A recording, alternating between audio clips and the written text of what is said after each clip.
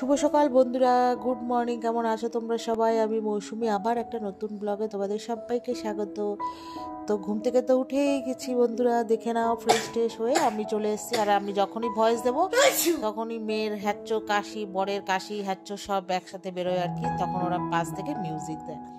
তো যাই হোক, বাদ দাও। তো তারপরে দেখো এখানে রান্না বসিয়ে দিয়েছে। ও আজকে হচ্ছে আমাদের হ্যাপি অ্যানিভার্সারি আজকে। তো মনে খুব আনন্দ হচ্ছে, মনে মনে আনন্দতে রান্না বান্না স্টার্ট করে দিয়েছি। তো সবার প্রথমেই রান্না করছি মেথি শাক। ওর হাজব্যান্ড আগের দিন এনে রেখেছিল। আর করবো আজকে কোপ্তা, কাঁচকলার কোপ্তা করব।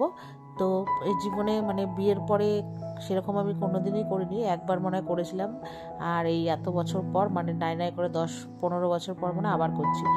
তো যাই হোক, ওখানে মেথি শাক হওয়ার পরে কোপ্তা কারিটা একজনের পাশে এক আমার বান্ধবী ওর থেকে শুনে নিয়ে তারপরে হচ্ছে আমি আমার মতো করে করছি।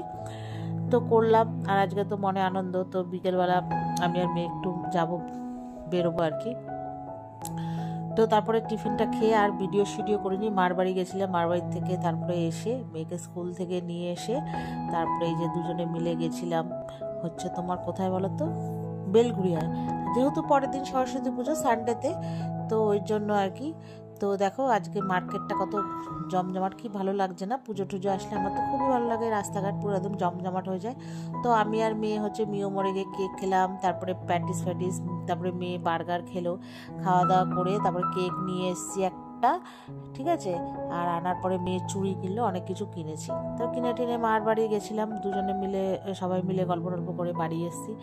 তো এসে এই যে এই যে হাজব্যান্ডকে সাথে নিয়ে কেক কাটিং হবে। তো তার আগে ছুরিটা নিয়ে বরকে বলছে তোমার উপর দেখো আমি ছুরি ঘোরাচ্ছি। তো যাই হোক, এইসব করে ইয়ার্কি করে তারপরে আমরা কেক কাটলাম। ওই এখন বাজে 11:30 মতো।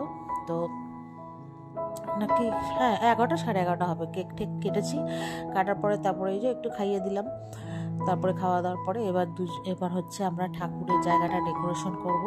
সরস্বতী, যেহেতু আমরা সানডেতে সরস্বতী পুজো করব এর জন্য।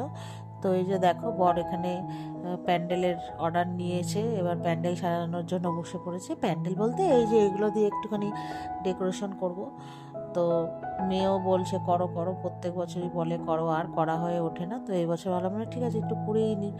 আর এগুলো তো কিনেই এনেছিলাম, আমাদের দশকর্মা তো 3-4 দিন আগেই কেনাকাটি হয়ে গেছে। তো আজকে এই যে রাত্রিবেলা এই যে সব কিছু সাজিয়ে গুছিয়ে রাখবো, যাতে পরের দিন উঠে কোনো টেনশন না হয়। তারপরে ওর কি গুছানো কমপ্লিট হলে খাওয়া দাওয়া করবো। তো তারপরে দেখো এই যে এইভাবে গুছিয়েছি, আর ওইভাবে এইখানে স্নেক প্ল্যান্টটা রেখেছি। তো কেমন হয়েছে সাজানোটা জানিও। তো চলো বন্ধুরা, টাটা।